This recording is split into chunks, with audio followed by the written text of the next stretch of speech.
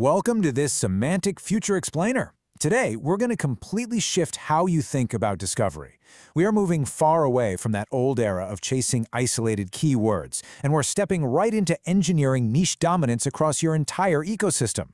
Seriously, stop chasing individual text strings and start commanding an AI algorithm's categorical certainty. Look, most creators fail because their content just exists in total isolation. But today, we're going to engineer niche dominance by literally forcing vector alignment across your whole ecosystem. I'm going to show you exactly how to build a semantic footprint that makes your authority undeniable. So, we need to stop relying on individual text strings.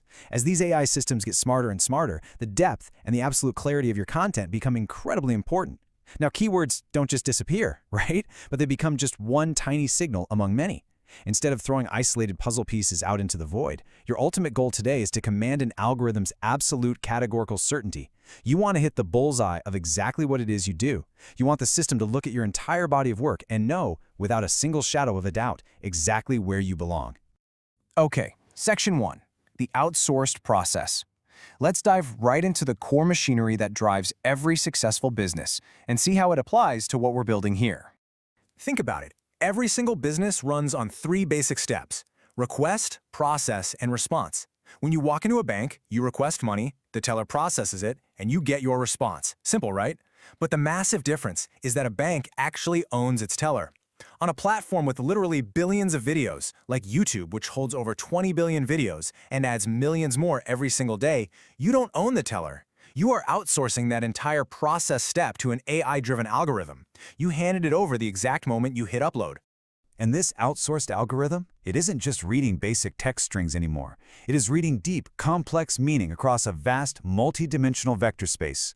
Systems like Google's large recommender models use foundational models like Gemini to create native multimodal embeddings. In plain English, that means they map relationships through a knowledge graph. Think of it as a massive 3D map of ideas rather than just a basic dictionary of words. In a crowded ocean of billions of videos, your absolute only control is how well you've stocked your store for that outsourced process to find you and match you to a user's request. Moving on to Section 2, Storefront versus Specialty Practice. To actually navigate this incredibly crowded ocean, every creator must fundamentally choose their business model and decide how they present it to this AI. You just can't be everything to everyone. You really have to decide what you are. Are you serving a broad browsing request like a general storefront? Or are you acting as a highly specific destination, like a cardiologist office? You see, a storefront is a visibility business. It serves a browsing request, where a user is basically just saying, hey, show me something good. A specialty practice, though, is a destination for a highly specific request. I need this exact thing right now. The large recommender model absolutely needs to know which one of these you are to do its job properly. So how does it know? Well, the large recommender model uses something called cosine similarity to measure this. Relevance is no longer just an opinion or a simple keyword match. It's a mathematical distance. Think of it as literal GPS coordinates for your content. It measures how closely your ideas physically sit next to confirmed examples of your topic inside the AI's brain. If your metadata and your actual spoken substance are misaligned, the AI totally loses its categorical certainty. It simply won't know which request to match you to. Which brings us to Section 3, stocking the shelves with playlists. Let's look at how this all builds into the very physical act of organizing your content for the algorithm. So how do we make that mathematical distance as tight as humanly possible? By deliberately stocking your shelves. Once you know your business model, you have to make the AI's job incredibly easy by treating your playlists as your shelves. If you're a specialty practice, your playlists are essentially subgenres of one main specialty. Let's say you run a fitness channel. One shelf is mobility, another shelf is nutrition myths. You are stocking these shelves deliberately, so the algorithm knows precisely where to reach when a request comes in. These heavily organized shelves provide the AI with what engineers call hierarchical tokens. These tokens are what it needs to build a semantic ID, and this is huge. These completely replace those old random hash identifiers, which really lacked any true meaning. These new tokens are atomic units for a brand new language of content. Honestly, think of hierarchical tokens kind of like digital Russian nesting dolls. You're moving from a massive, broad category all the way down to a highly specific, tiny refinement. And this brilliant structural breakdown illustrates what a semantic ID tree actually looks like to the algorithm itself. Notice how probability is carefully mapped across these structured categories. It starts broad. Think categories like hair or skin, and then branches all the way down into highly specific confirmed refinements, like hairstyling tools or makeup nails. The more perfectly aligned your content is, the higher the probability that the system maps you correctly into one of these definitive branches. Now, what's really fascinating about this multi-level token breakdown is those sequences of numbers representing the hierarchy. Consistent terminology acts as clear, unmistakable signage for these tokens. When you use the exact same terminology across your titles, your descriptions, and especially your spoken transcripts, you're giving the system independent confirmations of exactly what your content covers. You are telling the outsourced process exactly what is on each shelf without ever making it guess.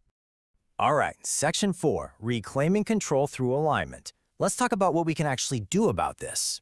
Because you handed the entire process of discovery over the very second you started uploading, we have to focus on what you actually still control. And the only thing you truly control is your machine-readable layer. This is the specific request package that you hand over to the AI, where your vector alignment is either fully cemented or completely destroyed. Now, discoverability happens across 4 distinct layers. Layers 1 through 3, so your titles, your thumbnails, your pacing, well, they primarily serve human viewers to earn that attention, those clicks, and that retention. And they are super important, sure. But layer 4, that machine-readable layer made up of your transcripts and your chapter structures, that is dedicated 100% to serving the AI system's understanding. It's the core architecture that the algorithm actually reads to build the semantic ID we just talked about. So, the absolutely crucial point to take away is that a clean, perfectly structured transcript is the most direct bridge to ensuring your vector alignment is undeniable. Every single step downstream, from entity recognition to relationship mapping to semantic representation, completely depends on starting from an accurate transcript. If your auto captions are just full of hilariously misheard terms and mumbled jargon, the AI gets totally confused and your vector alignment just shatters. When you force vector alignment across your entire ecosystem by deciding if you're that storefront or that specialty practice, treating your playlists as organized shelves, and fully locking down your machine-readable layer, you transform. You completely stop being a boat lost in an ocean of 20 billion videos, and you start being the definitive, undeniable response that the algorithm hands back the very moment the right request comes in. Ultimately, you have to ask yourself, what kind of semantic footprint is your ecosystem leaving behind today? Are your shelves perfectly stocked for categorical certainty, or are you still just tossing isolated keywords out into the void and hoping for a miracle? Take control of your alignment and niche dominance will absolutely follow. Thanks so much for joining me on this Semantic Future Explainer, and I'll leave you with this one final thought. What is the AI definitively matching you to right now?